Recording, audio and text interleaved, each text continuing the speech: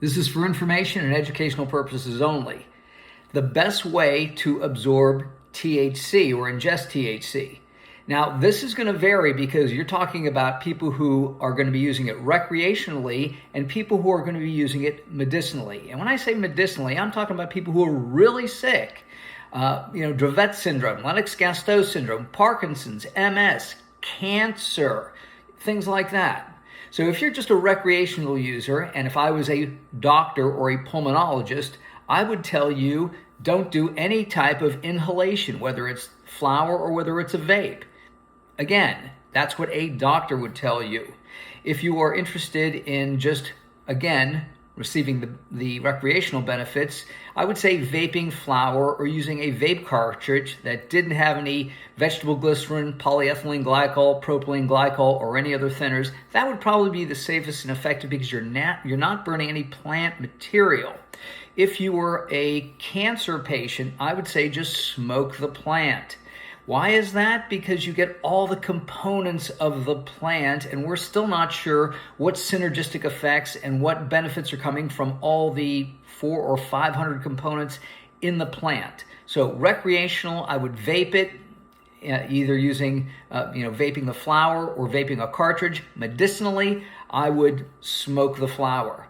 Edibles, again, a good way of ingesting it, but you got to make sure that there's appropriate homogeneity. What the hell does that mean? It just means that the THC is mixed effectively throughout the product.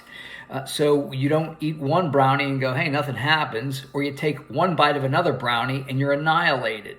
Another good way of ingesting THC is in a tincture. Probably the best way of ingesting it would be a 1-to-1 tincture that, again, is accurately labeled, accurately tested, and accurately mixed. But a 1-to-1 sublingual tincture is a very good way of ingesting it because it's absorbed quickly into the bloodstream. And again, it doesn't have as much of that first pass liver effect, creating the 11-hydroxy delta 9 THC, the stuff that really gets you hammered and gives you sort of that hangover effect the next day if you take too much.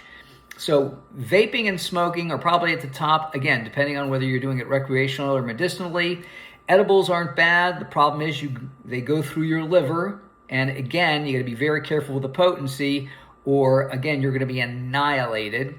Sublingually, where it's absorbed through the mucous membranes underneath the tongue or in the mouth, is probably a little bit better, but understand that THC or a 1-to-1 ratio of CBD to THC sublingually in a tincture is still going to be very, very potent. And that's some of the things that neophytes or old users don't seem to understand when they go to a dispensary and somebody says, oh yeah, this is a tincture. It's got 1-to-1 ratio of THC to CBD. You should be able to take this and be fine. No, we've had clients who consult with us and they take the tincture, go drive somewhere, and they're not able to drive home. So again, very potent method of way of ingesting it, but you choose the one that works best for you.